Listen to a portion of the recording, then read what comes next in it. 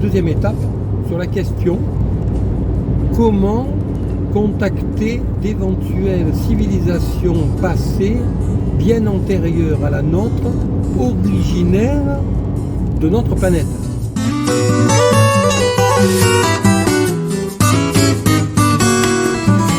Je reprends donc l'explication depuis le début. J'ai déjà soulevé cette hypothèse dans un certain nombre d'autres vidéos sur le thème de l'astrophilosophie. La vie demande un certain temps pour se développer jusqu'au stade où nous nous trouvons actuellement. Lorsque l'on regarde la vitesse à laquelle évoluent les cellules, puis les organismes vivants monocellulaires primitifs qui vont ensuite se différencier en organismes pluricellulaires aux différents stades jusqu'au nôtre, on arrive à évaluer globalement le temps qu'il faut pour arriver à notre stade d'évolution, sachant que des organismes primitifs monocellulaires existent depuis extrêmement longtemps, puisque l'on en a des traces fossilisées qui datent de quasiment 3,8 milliards d'années, c'est-à-dire au tout début de l'existence de notre planète, alors qu'a priori, celle-ci ayant environ 4,5 milliards d'années, la vie n'était pas possible.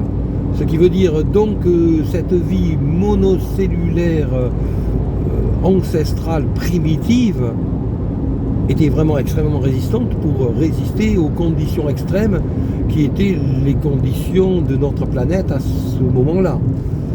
Cela veut donc dire qu'à partir de ces premières souches primitives, la vie a pu se développer, puis disparaître, puis se redévelopper, mais sans repartir véritablement de zéro. On peut très bien concevoir que la chaîne primitive n'ayant pas forcément été détruite, la vie ait pu redémarrer après une destruction partielle à un certain moment de cette échelle d'évolution. Et qu'une évolution jusqu'à un stade intelligent ait demandé beaucoup moins de temps que la première fois. Si l'on considère donc, après avoir pris en considération tous ces différents paramètres et facteurs, que la vie, pour arriver de nouveau à un stade d'évolution intelligente comme nous le connaissons actuellement, a pu demander 1 million d'années, cela veut dire que la Terre a eu 4000 cycles possibles, ce qui ne veut pas dire qu'il y a eu 4000 cycles d'1 million d'années où la vie est apparue, est arrivée à un stade intelligent pour disparaître, mais cela veut dire que la possibilité existe et qu'à partir du moment où cette possibilité a eu lieu ne serait-ce qu'une seule fois et s'est dispersée dans l'espace avant de disparaître de notre planète pour ensuite se redévelopper à nouveau sur notre planète une ou plusieurs fois, les personnes qui se sont disséminées, dispersées dans l'espace, dans notre galaxie, voire d'autres galaxies, après avoir dû quitter notre planète, ont pu continuer leur évolution. Et à ce moment-là, si ne serait-ce qu'une seule branche a pu continuer son évolution, elle n'aura certainement pas oublié son origine qui est la Terre. Et c'est à partir de ce moment-là où l'on considère qu'existe la possibilité que ces civilisations et générations antérieures qui nous ont précédés sur Terre reviennent nous voir. Ce qui est une explication tout à fait plausible de ce que nous appelons des extraterrestres, qui sont en réalité des êtres issus de notre monde, qui sont peut-être actuellement extraterrestres, mais dont l'origine est terrestre.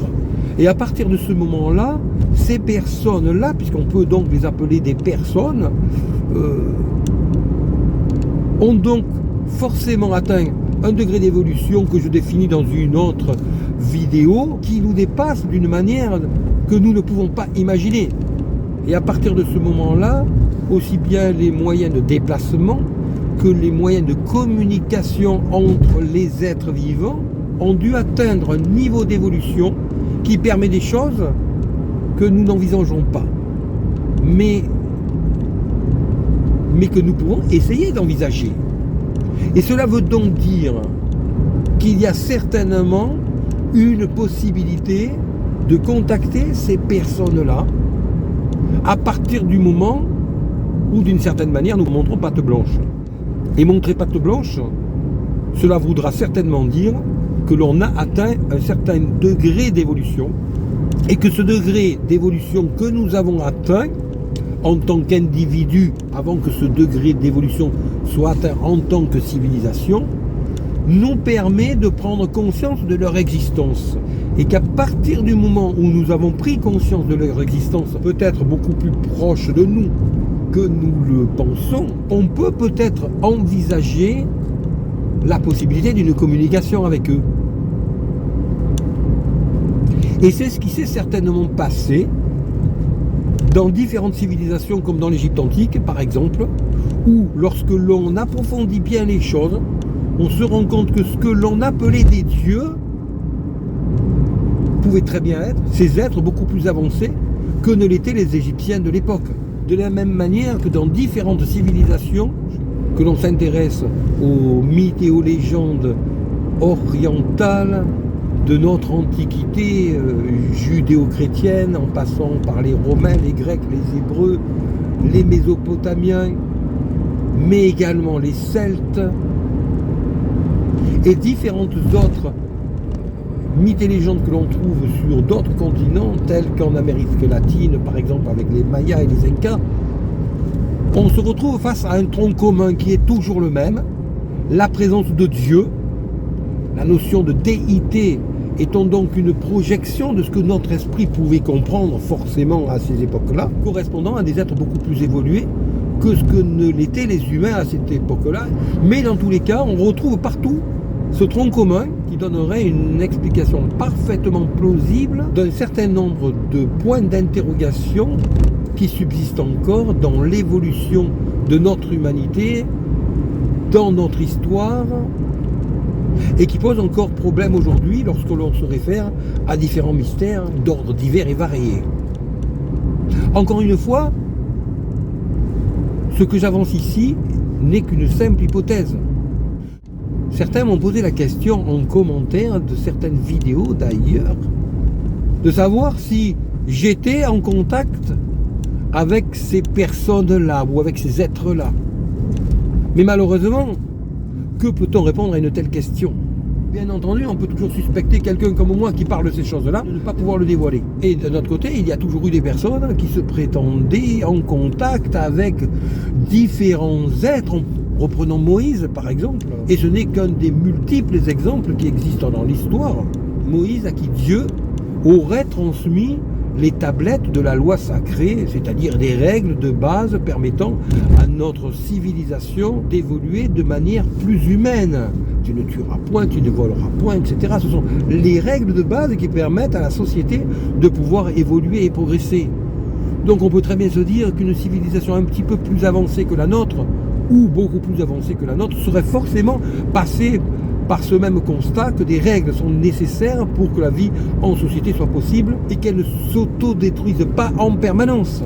Ce fameux Moïse qui dit avoir été en contact avec Dieu qui lui a transmis ces tablettes de la loi sacrée a été en contact avec quelque chose, cela paraît évident, mais ce n'est pas le seul. Et le personnage de Moïse, je reviendrai sur ce sujet que j'approfondirai dans une autre vidéo, est un personnage dont on n'a aucune trace, mais dont on sait qu'il correspondrait à l'évidence à un autre personnage historique dont on a toutes les traces par contre, qui était Akhenaton.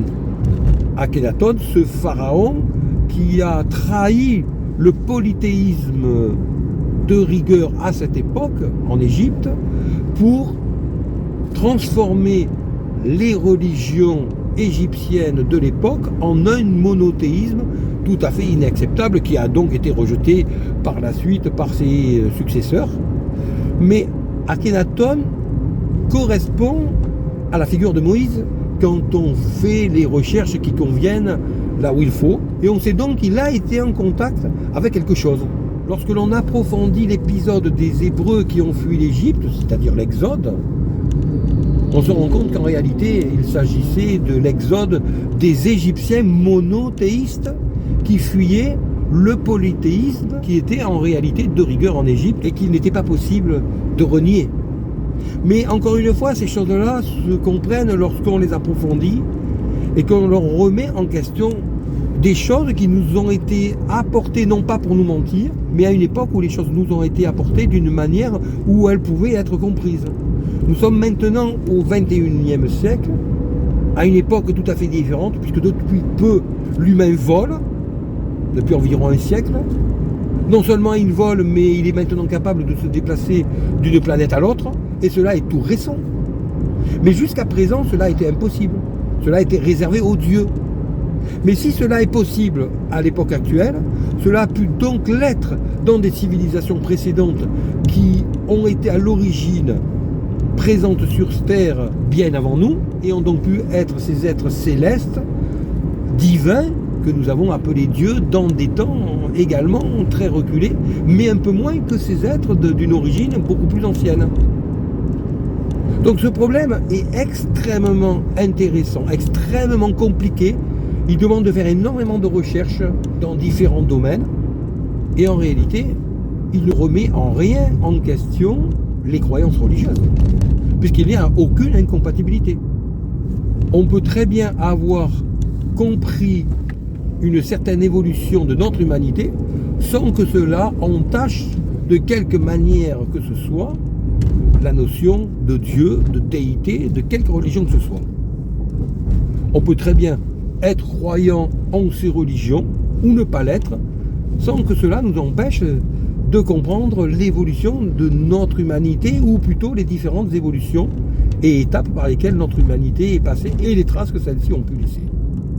J'aborde donc ici, avec ces deux premières vidéos, le problème de fond posé par l'astrophilosophie que j'approfondirai bien entendu dans de nouvelles vidéos.